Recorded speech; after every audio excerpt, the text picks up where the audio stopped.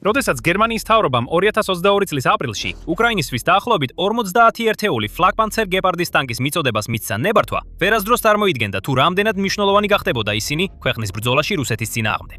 ბოლოს და ბოლოს გერმანიამ უკვე 10 წლეულზე მეტი ხნის წინ ჩამოწერა და ეტაპობრივად გამოიხონა გეპარდი ექსპლუატაციით. ის 1960-იან წლებში შეიქმნა, 1970-იან წლებში შევიდა ექსპლუატაციაში და საბოლოოდ 2010 წელს ჩანაცვლა. ბერლინის თვალსაზრისით ეს იყო ძველი და მოძველებული რესურსი, რომელსაც მხოლოდ შეზღუდული ღირებულება ჰქონდა დარჩენილი. შემდეგ უკრაინამ ის ჩაიგდო ხელში და შეძლო ამ 10 წლეულების წინ შექმნილი ტანკი ნამდვილ მონსტრად ექცია.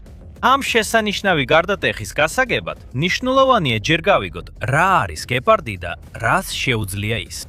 ფლაგპანცერ გეპარდი, რომელიც ასევე ცნობილია როგორც ჩიტა, ყველა ამინდის პირობებში მოქმედი თვითმავალი საზენიტო ქვემეხია, ანუ SPG ტანკი. ეს ნიშნავს, რომ განსხვავებით ტიპური საბრძოლო ტანკებისგან, რომლებიც შექმნილია ფრონტის ხაზზე საბრძოლო მოქმედებებისთვის და პირდაპირ შეტაკებებისთვის, სხვა ტანკებთან და ჯავშან ტექნიკასთან, გეპარდი სპეციალურად შექმნილია მტრის საჰაერო ხომალდებთან საბრძოლველად, მათ შორის დაბალ სიმაღლეზე მფრენ თვითფრინავებთან და ვერტმფრენებთან. გეპარდის იდეა გაჩნდა 1960-იან წლებში, როდესაც დასავლეთ გერმანიის არმიამ, ანუ ბუნდესვერმა, გააცნობიერა, რომ არსებული საზენიტო სისტემები, როგორიცაა შეერთებული შტატების M-52 დასტერი, თანდათან მოძველდებოდა. დასარტყამი ავიაგამანადგურებლები უფრო სწრაფი და მანევრირებადი ხდებოდნენ, ხოლო საბრძოლო ვერტმფრენები სულ უფრო მნიშვნელოვან საფრთხედ იქცეოდნენ. ნატოს სჭირდებოდა სისტემები, რომლებიც უფრო მობილური, ზუსტი და უნარიანი იქნებოდა, რომ ტანკებსა და ჯავშან ტრანსპორტიორებთან ერთად ბრძოლაში შესულიყვნენ და მტრის ავიაციას ნებისმიერ რელიეფსა თუ ამინდის პირობებში დაპირისპირებოდნენ. შედეგად, ორი განვითარების ჯგუფი, რომელიც სხვადასხვა ევროპული კონტრაქტორებისგან შედგებოდა, მათ შორის Rheinmetall, AEG, Krauss-Maffei და Ehrlichien, დასტერის შემცვლელის შექმნაზე მუშაობას შეუდგა.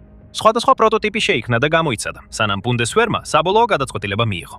გამარჯვებული დიზაინი Leopard 1-ის საბრძოლო ტანკის შასიზე იყო დაფუძნებული. მაგრამ სტანდარტული Leopard 1-ისთვის დამახასიათებელი 105-მიანი L-73 L-52 თოფის ნაცვლად, გეპარდი აღჭურვილი იყო 2-35-მიანი Ehrlichien KDA ავტომატური ქვემეხით, რომელსაც წუთში 550 ვაზნის სროლა შეეძლო. გეპარდის შიგლით ასევე იყო კომპიუტერიზებული ცეცხლის მართვის სისტემა, რომელსაც შეეძლო სამიზნეზე ავტონომურად ცეცხლის გახსნა. ასევე ჰქონდა როგორც საძიებო რადარი, ისე სამიზნის თვალთვალის რადარი.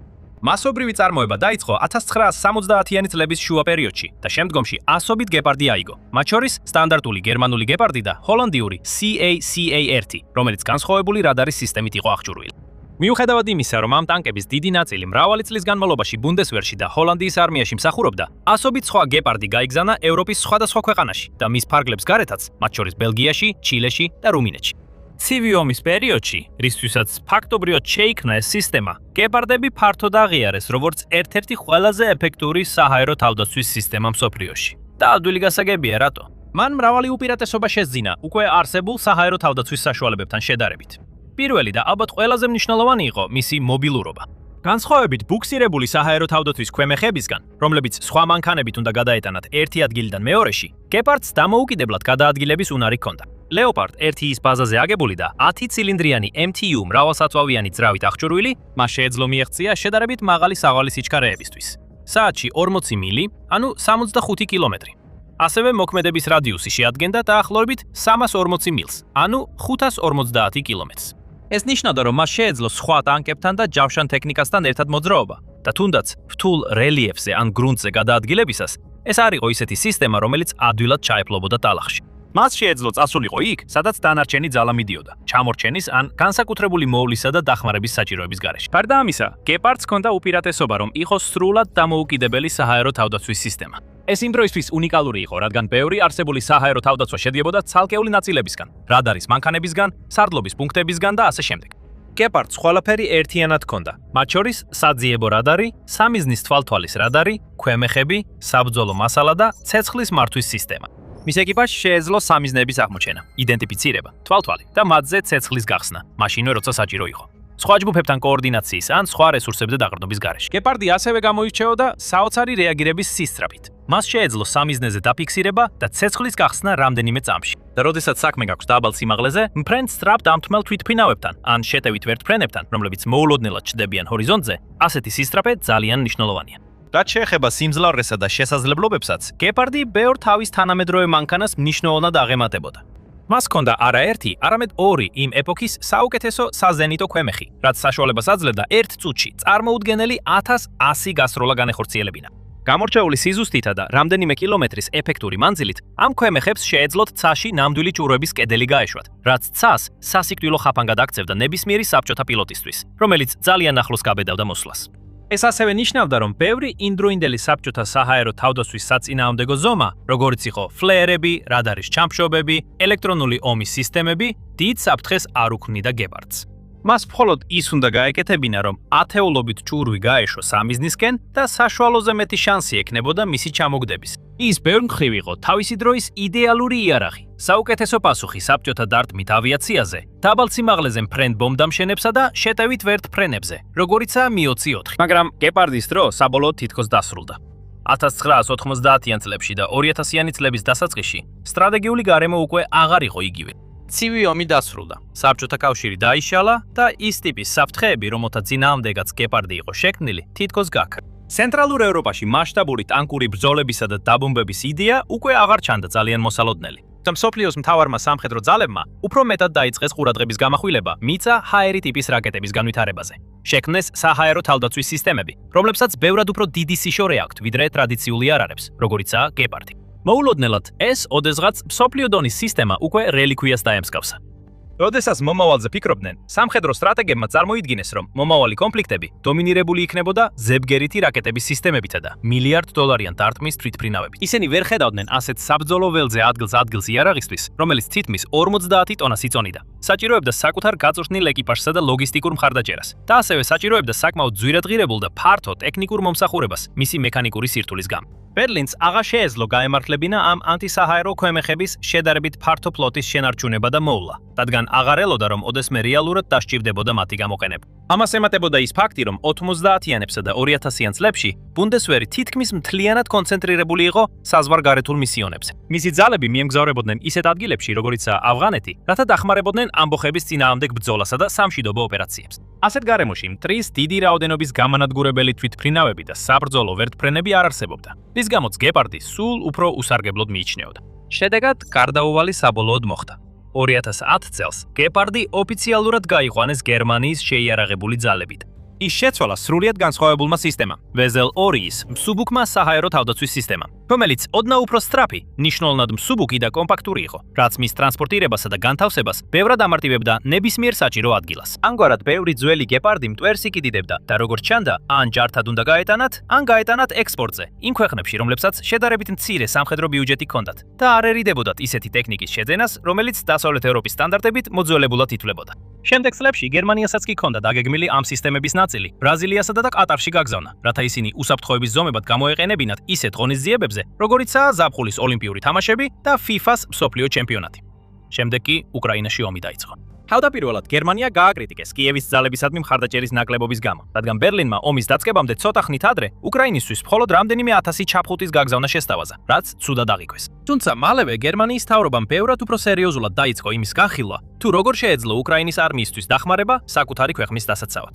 და 2022 წლის 26 აპრილს გამოცხადდა, რომ ათეულობით გეპარდი გაიგზავნებოდა კიევში გერმანული მწარმოებლის Kraus Maffei Wegmann-ის მარაგებიდან. ამის შემდეგ გერმანიამ უკრაინას სულ მცირე 55 ასეთი საზაინტო ქვემეხი მიაწოდა, რომლებიც ქვეყნის მთელ არსენალში საუკეთესო დრონების გამანადგურებლად შეაფასეს. როგორ მოხდა, რომ ის, რაც მოძველებულად ითვლებოდა, მოულოდნელად 21 საუკუნის ყველაზე მასშტაბური და დამანგრეველი ომის ერთ-ერთ უმნიშვნელოვანეს ელემენტად იქცა. მაგრამ სანამ ამ კითხვას უპასუხებთ, თქვენ უყურებთ The Military Shows და თუ ჯერ არ გაქვთ გამოწერა, ეხლა საუკეთესო დროა ამისთვის. მიზეზი, რის გამოც გეპარდი უკრაინის ბრძოლის ველებზე ასეთი პოპულარული გახდა, ერთ მარტივ და უეჭველ ჭეშმარიტებამდე დადის. პროგნოზები მცდარი აღმოჩნდა. როდესაც გერმანიის სამხედრო სტრატეგები ომის მომავალს წარმოიდგენდნენ, მათ ხედავდნენ სამყაროს, სადაც კონფლიქტები წყდებოდა ელვისებურად სწრაფი რაკეტებითა და დარტყმის თვითმფრინავებით, რომლებიც აღჭურვილი იყო ოდესმე შექმნილი ყველაზე თანამედროვე სამხედრო ტექნოლოგიებით. მათ დრონებზე არ უფიქრიათ. ვერ გააცნობიერეს, როგორი დიდი გავლენა ექნებოდა უპილოტო საფრენ აპარატებს, UAV-ებს შემდეგ დაიწყო უკრაინის ომი და მსოფლიომ დაიწყო იმის ხილვა, თუ რამდენად დამანგრეველი და გამანადგურებელი შეიძლება იყოს დრონები, როდესაც რუსეთმა უზარმაზარი რაოდენობით გაუშვა ისინი უკრაინის ქალაქებსა და დასახლებებზე. რაც მეტი დრო გადიოდა, მით უფრო მნიშვნელოვანი ხდებოდნენ დრონები. კრემლმა სერიოზული ინვესტიცია ჩადო ამ ტექნოლოგიაში, შექმნა ახალი დრონების საწარმოები და გაზარდა შეტევების მასშტაბი და ინტენსივობა. უკრაინა იზოლებული გახდა ეპოვა თავდაცვის გზები ამ დარტყმების წინააღმდეგ და გეპარდი ყველაზე ეფექტურ ვარიანტად აღმოჩნდა. სისტემის უკრაინაში ჩამოსვლიდან სულ რამდენიმე თვეში კიევის ჯარისკაცები მას აქებდნენ და აღწევდნენ, რამდენად ეფექტური იყო რუსული შაჰიდის ტიპის თვითმკვლელი დრონების წინააღმდეგ. ანგარიშები აჩვენებს, რომ ცალკეული გეპარდის ქვემეხები ერთდროულად ათეულობით დრონს ანადგურებდნენ. ზოგიერთმა კი რუსული ფრთოსანი რაკეტებიც კი ჩამოაგდო. წლების განმავლობაში გეპარდის რეპუტაცია გაიზარდა და მაშინაც კი, როცა უკრაინამ უფრო ფართო საჰაერო თავდაცვის საშუალებები შეიძინა და განავიდარა, დედამიწაზე ერთ-ერთი ყველაზე რთული და ფენებად აგებული თავდაცვის ქსელი შექმნა. გეპარდი მაინც რჩებოდა ამ პაზლის ალბათ ყველაზე მნიშვნელოვან ნაწილად. და უკრაინის დამცველებს გეპარდის ეფექტურად გამოყენებისთვის მისი მოდიფიცირება არ დასჭირდათ. მათ არ დასჭირდათ ამ თითქოს მოძველებული სისტემისთვის ახალი დანამატების ან უმაღლესი ტექნოლოგიების დამატება, რათა ის თანამედროვე სტანდარტებამდე მieყვანათ. ისინი მას ზუსტად ისე იყენებდნენ, როგორც იყო განკუთვნილი და შედეგიც შესანიშნავი იყო. ამ წარმატების 4 მთავარი მიზეზი არსებობს. პირველი და ალბათ ყველაზე მნიშვნელოვანი მიზეზი არის ღირებულება. დასავლეთის ყველაზე თანამედროვე და დახვეწილი საჰაერო თავდაცვის სისტემები წარმოუდგენლად ძვირია. ისინი არ მხოლოდ შეძენისას ღირს ძვირი, არამედ გამოყენებისასაც, რადგან ბევრი მათგანი იყენებს გადამჭერ რაკეტებს. რაკეტებს, რომელთა ღირებულება შეიძლება იყოს რამდენიმე ასეული ათასი, ან თუნდაც რამდენიმე მილიონი დოლარი თითოეულზე. მაგალითად, PAC-3 ტიპის რაკეტები, რომლებიც გამოიყენება აშშ-ს პატრიოტის სისტემაში, თითოეული დაახლოებით 4 მილიონი დოლარი ღირს. ამგვარი ფასის გამართლება შეიძლება თუ PAC-3-ის ესვრით სხვა მსგავსი ღირებულების რაკეტას ჰაერში აფეთქებთ და ამ პროცესში ათეულობით სიცოცხლეს გადაარჩენთ. თუმცა, როდესაც საქმე გაქვთ დრონებთან, რომელთა აშენება 10,000-ობით დოლარი ღირს და რომლებიც შეიძლება ასობით ერთეულად გაერთიანებულ ჯგუფებად გამოგზავნონ, ფინანსური გათვლა უკვე აზრს კარგავს. აი რატო? თანამედროვე საჰაერო თავდაცვის ქსელები ვერ იქნება მთლიანად შედგენილი ისეთი სისტემებისგან, როგორიცაა პეტრიოტის რაკეტების ბატარეები და მსგავსი დახვეწილი სისტემები, რომლებიც ძვირად ღირებულ ჩამჯერებს უშვებენ. ყველა ქვეყანას, რომელსაც სურს დრონებისგან თავისი საჰაერო სივრცის დაცვა, სჭირდება ალტერნატივები, რომლებიც მნიშვნელოვნად იაფი გამოსაყენებელია. და გეპარდი ამ მოთხოვნას იდეალურად აკმაყოფილებს. მისი 25 მმ-იანი ჭურვები თითოეულზე მხოლოდ რამდენიმე ასეული ევრო ღირს, როგორც ვარაუდობენ. ეს გიგანტური განსხვავებაა ჩამჭერი რაკეტების მრავალმილიონიან ფასებთან შედარებით. ეს ნიშნავს, რომ უკრაინას შეუძლია თავდაჯერებულად ისროლოს ასობით და ათასობით ასეთი ჭურვი ჰაერში, რათა მოიგერიოს რუსეთის დრონების მასები და ამასთან არ ინერვიულოს იმაზე, რომ ამ პროცესში დაუძლეველი ხარჯები დაუგროვდება. და ეს მიგვიყვანს გეპარდის მეორე დიდ უპირატესობასთან – ხელმისაწვდომობასთან.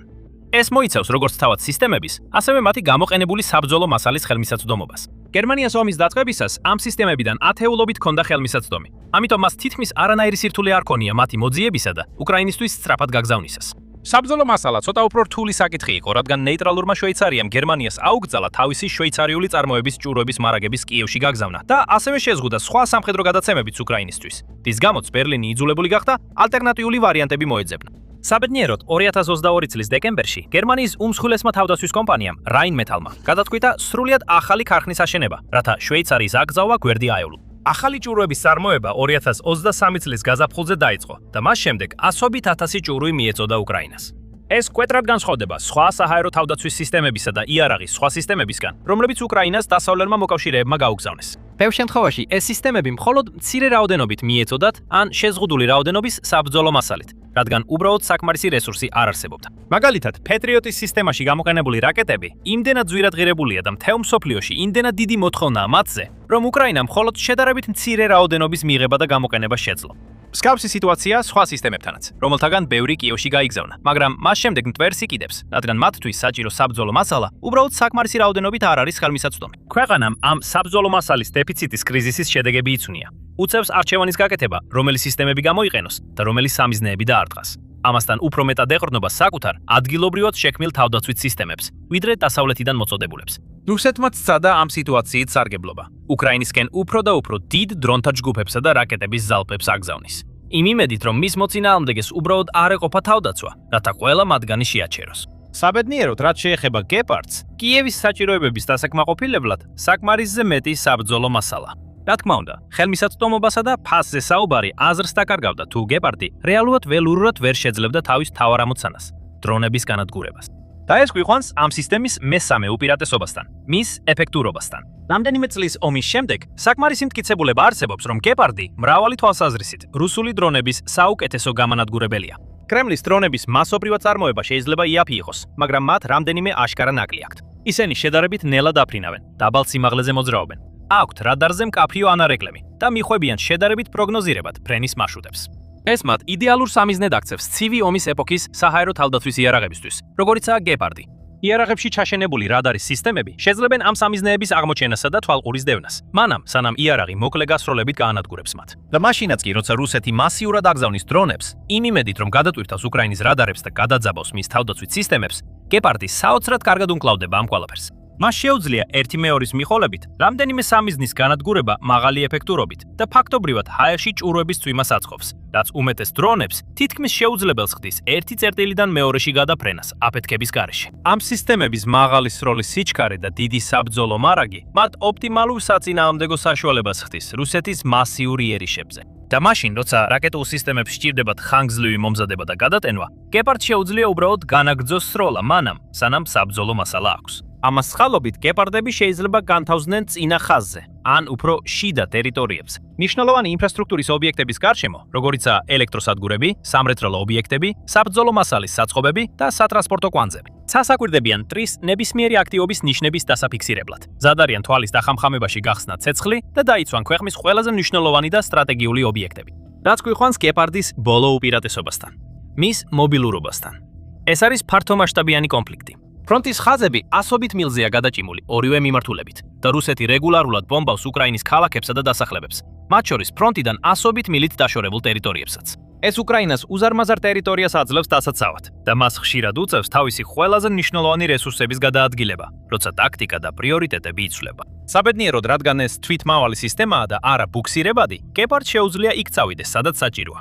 სტაციონარული დანადგარებისგან განსხვავებით, უკრაინას შეუძლია ეს ქვემეხები საჭიროების მიხედვით გადაადგილოს, გადაიყვანოს ისინი სხვადასხვა ქალაქის დასაცავად. როცა საფრთხის დონე იცვლება, დაიცვას კრიტიკული ინფრასტრუქტურა, მოსალოდნელი თავდასხმების შესახებ დაზვერვის ინფორმაციის საფუძველზე. ან კი სამხედრო შენაერთებს გახვეს, როცა ისინი ფრონტისკენ მიემართებიან. როცა პოზიციაზეა, გეპარდზე შეიძლება დაყრდნობა ძლიერი თავდაცვითი პოზიციის შესანარჩუნებლად, იმდენ ხაზს, რამდენიც საჭიროა, და ის გაანადგურებს ყველა დაბალმფრენ საფრთხეს, რომელიც მის მოქმედების არეში შევა. გერმანიაც კი იმდენად აღფრთოვანდა გეპარდის მნიშვნელოვან როლით უკრაინაში, რომ დააჩქარა თავისი Sky Raider პროგრამის განვითარება. მოკლე რადიუსის საჰაერო თავდაცვის კოშკურას სისტემა, რომელიც დიზაინის ბევრ ელემენტს გეპარდისგან იღებს და გამოყენებული იქნება დრონებისა და მოხეტიალე საბრძოლო მასალებისგან დასაცავად.